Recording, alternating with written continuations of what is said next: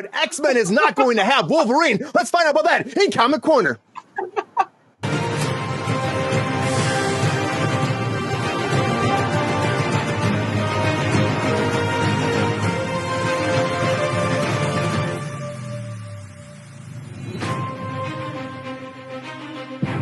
All right, everybody, let's talk about the X-Men a little bit right now. Let's talk about the X-Men because the X-Men are coming out. We've been talking about this for a long time on Kruse Control. They're rebooting, redoing, remaking the X-Men for the MCU. Now, we've been hearing these rumors for a long time. No Wolverine, no Wolverine.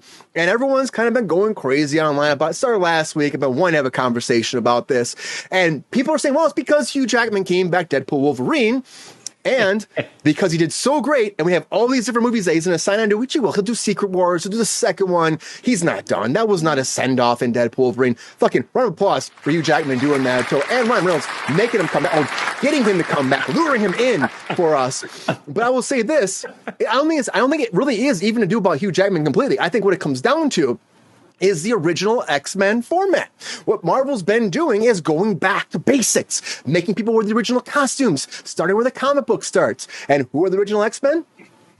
Jean Grey, Cyclops, Beast, Angel, Iceman. Where does Wolverine fit into that category? Where does he fit in? He's not there. He comes in later. So I think what they're going to do is reestablish the X-Men as we did in comic lore, and then we'll eventually recast Hugh Jackman's character of Wolverine. Now, of course, Jonathan, I still look at me right now. You may look, I see it. No. Oh my God, you're totally reading me. you know, I'm still on the unicorn. Like I had 5 more questions, but it's still on your brain. I didn't get there fast enough. You set the standard. I failed. I will do better next time or on our own independent interview, which I will send you a recording of so you can play the clips that you want, because I'm going to learn all about this. Hey, or you'll find out a little bit every week if she keeps winning and you get to ask her more questions. Between a unicorn and a Pegasus? Those are unicorns with wings. They're not in the X-Men, though. That's the thing. They're not in the X-Men. There's no Pegasus in X-Men. You don't know that? No, there might be. But I guess I am an X-Man. Oh, okay. Winner. Okay. That's it. That's it. Okay. So X-Men 97. Oh, somebody's GR phone's ringing. It's the X-Men. Okay. Oh, I'm like, oh my God, does he have a phone call segment? This is awesome. I wish he did. I wish I had that set up right now. Let's talk about the X-Men, though. Okay. That's what I think. I think it really comes down to the original X-Men, the core of the roots of all the lore, as opposed to Hugh Jackman. I think there is definitely a thing going there that Hugh Jackman wants to do more. Why are you going to recast them? Look at that fucking $1 billion franchise. It's massive, right? What do we think about this? Spencer, what do you think, man? Go ahead, Spencer, what do you think? Are you into this X-Men lore? Are you excited about the X-Men? And do you think that this is because of Hugh Jackman? Or is there something more happening, rumblings behind the doors of Marvel Studios?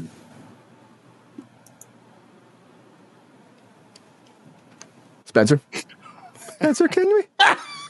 Queen is killing me. I can't do it. Yeah. Spencer? Yeah, so I'll be honest, I haven't seen half of the X-Men movies. Yeah, so get in there, man. I don't really know. What's up? Yeah. No, see, here's the thing. Yeah, but You're back. You were gone for a second. Did I cut out? Yeah, you're back, though. I couldn't even tell you the fastest Hugh Jackman. I'm back. Oh, yeah, okay, got it. I saw Logan. I didn't even love Logan, and so that's where I'm at with that. But I think as far as like X-Men in the MCU, I think Deadpool and Wolverine is a great crossover between the two.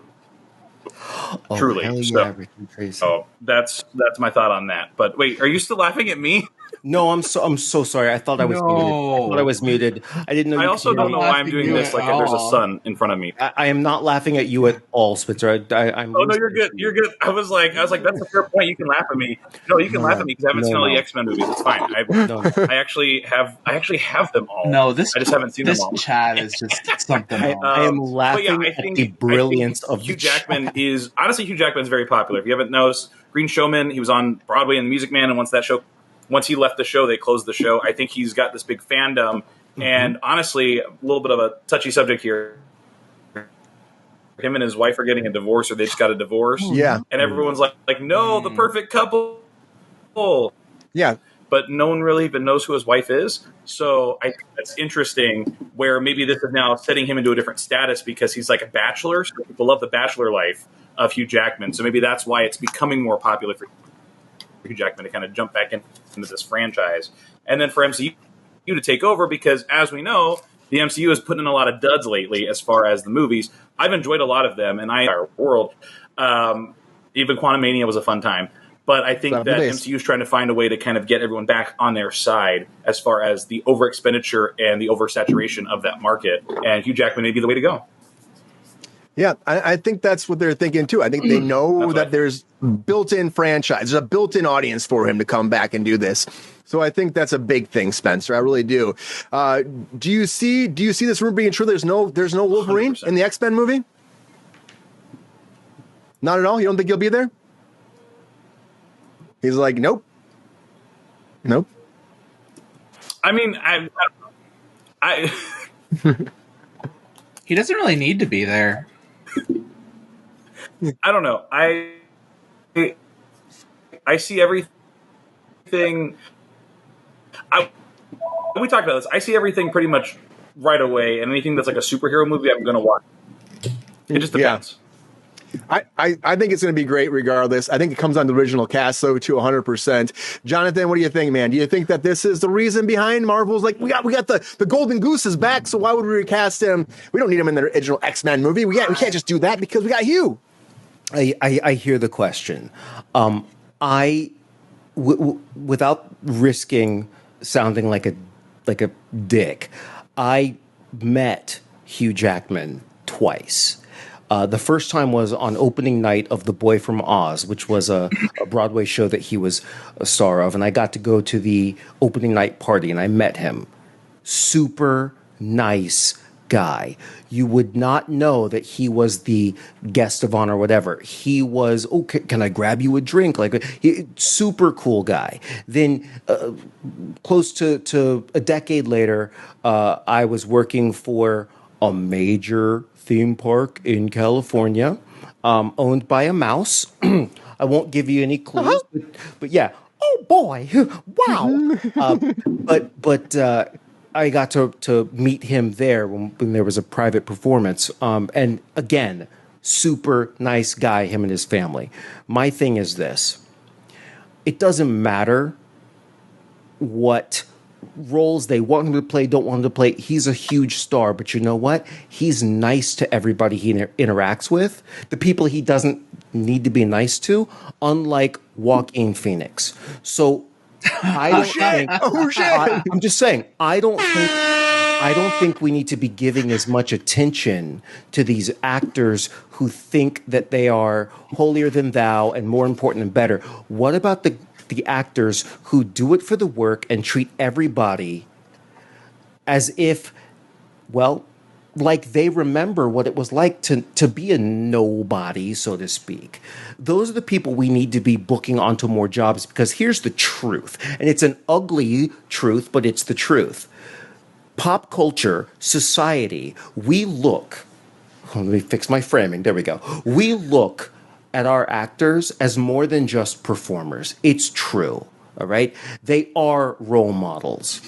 We want to put people in those positions that exemplify, is that the word I'm looking for? Yeah. Being a good person, treating people well. The stars who don't do that, yeah, sure, you're talented, but so are a lot of the bartenders and waiters that we meet in LA and New York and Atlanta and whatever.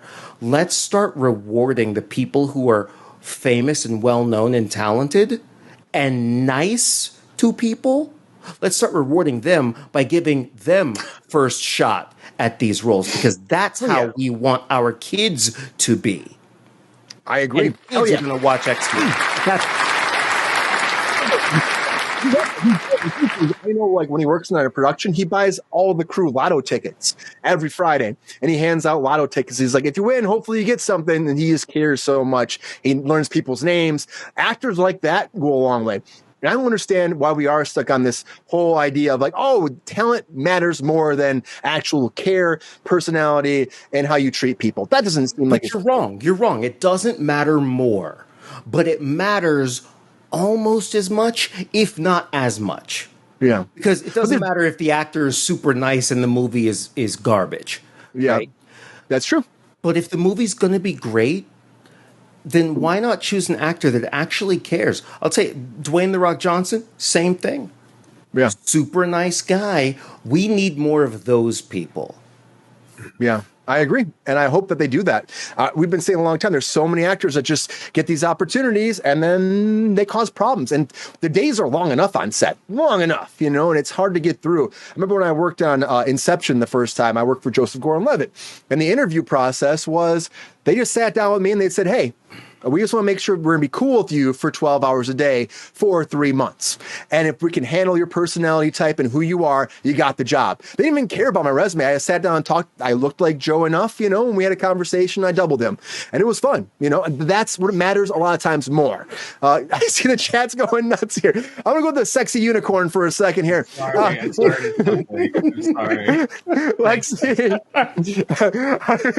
Lexi, how do you feel about this? Okay, let's talk about it, because X-Men, they're big franchise. When they purchased Fox, everybody's been saying, where are the X-Men? When are the X-Men coming? It's like, we want them. We want them now, right? Now, are they? We've waited a long time.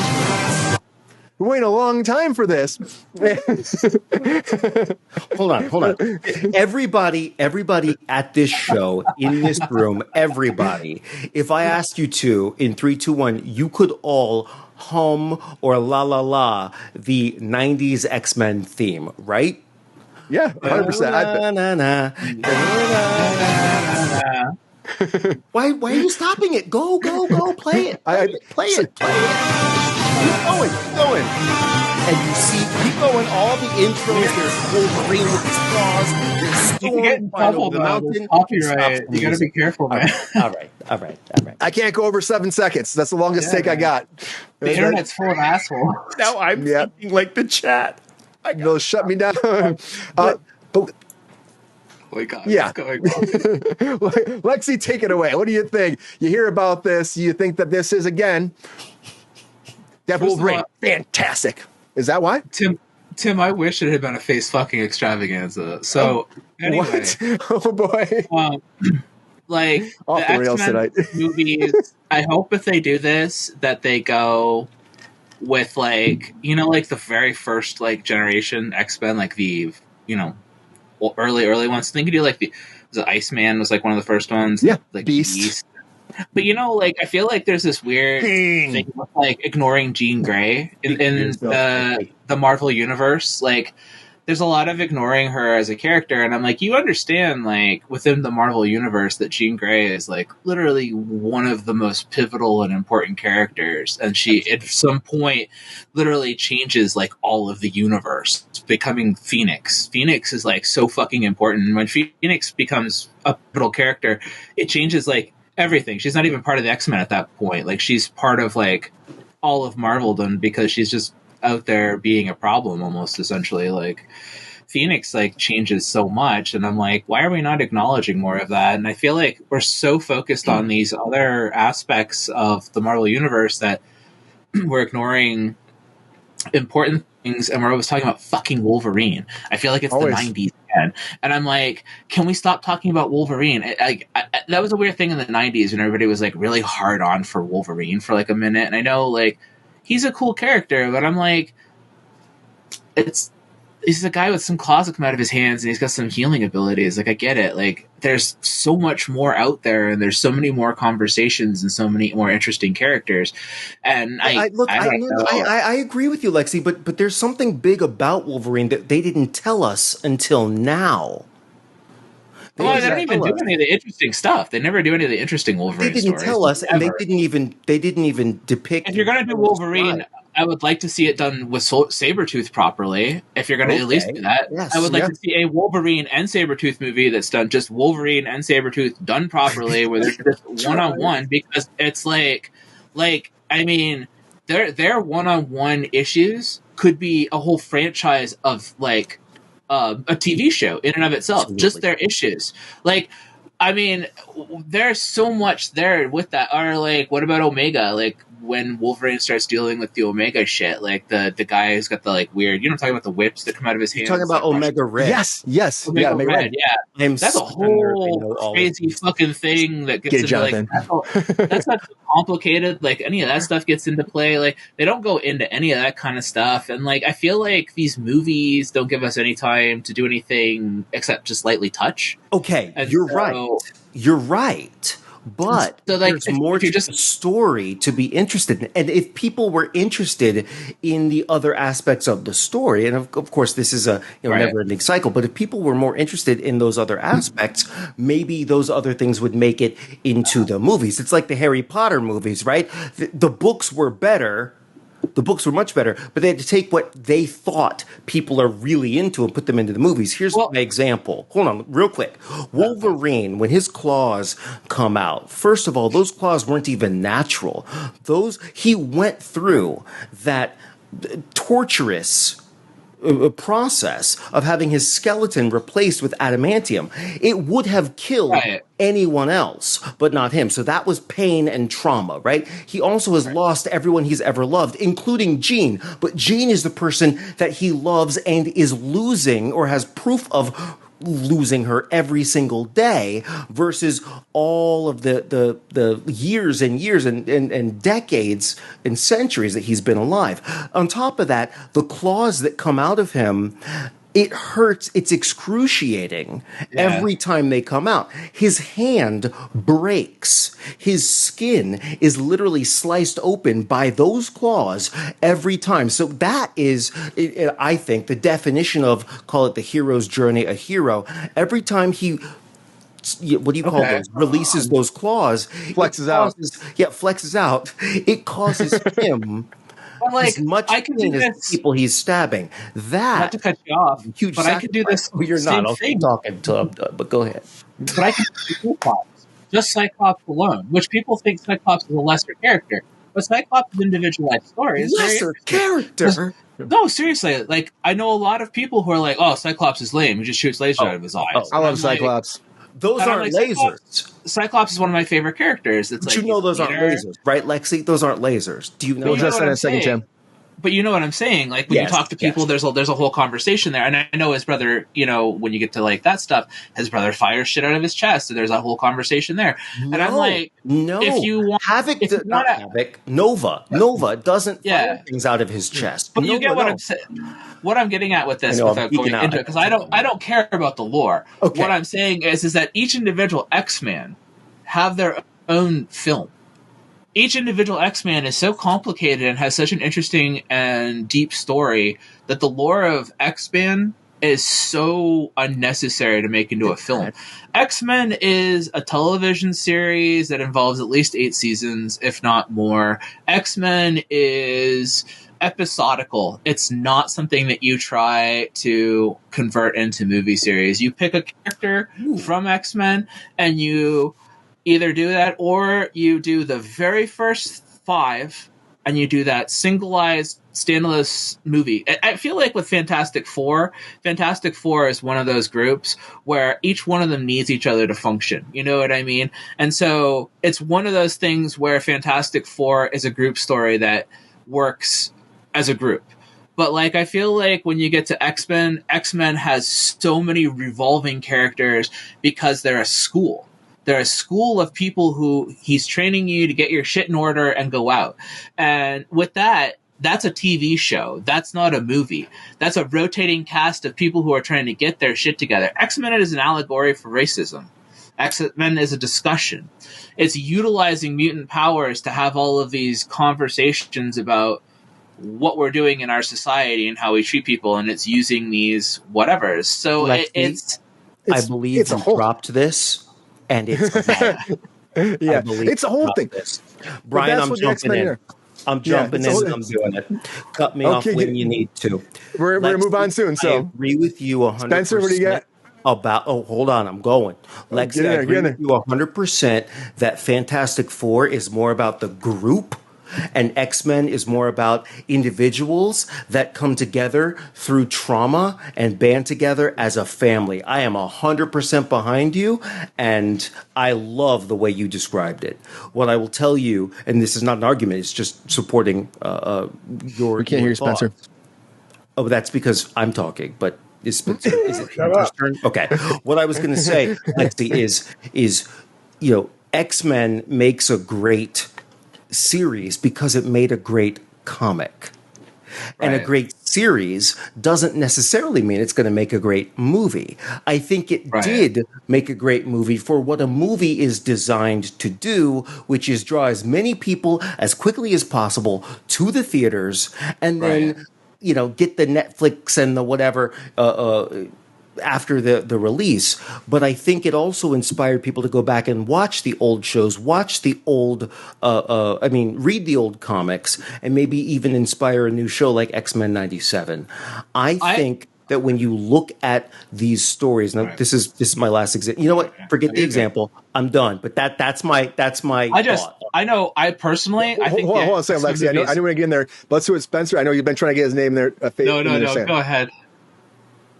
Oh, we can't hear you, Spencer. We can hear you. We can't hear you. No.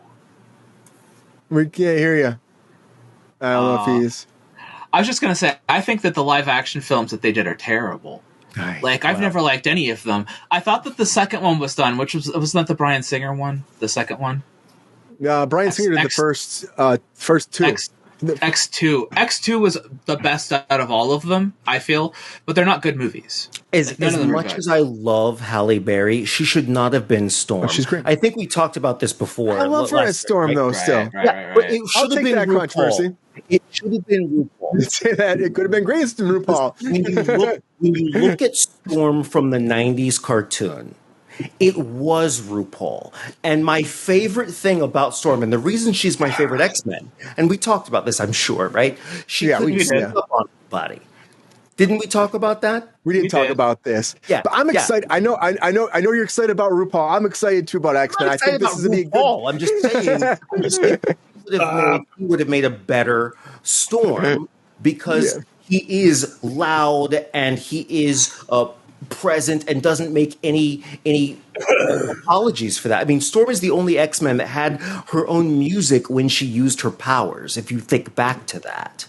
Well, I love it. But I'm excited to see who they cast next, though, Jonathan, because there's a lot. We got a lot more to talk about, and I gotta say, I'm excited to see where they go with that. They are changing it all. They are not going to have Wolverine. Maybe we'll have to wait and find out. But I'm excited to see it because there's a lot of conversations about this. Everyone's super spoilers and rumors and all that on the internet, hoping to see what we actually have and who will be our X cast eventually. We're going to find out hopefully soon. Yo, player, if you enjoyed this video, please like and subscribe and hit the bell to be notified when we are live. And if you are able to join our Patreon, please join. Because the Pep Star needs more snickety snacks. Because I'm hungry. Holla back. Love y'all.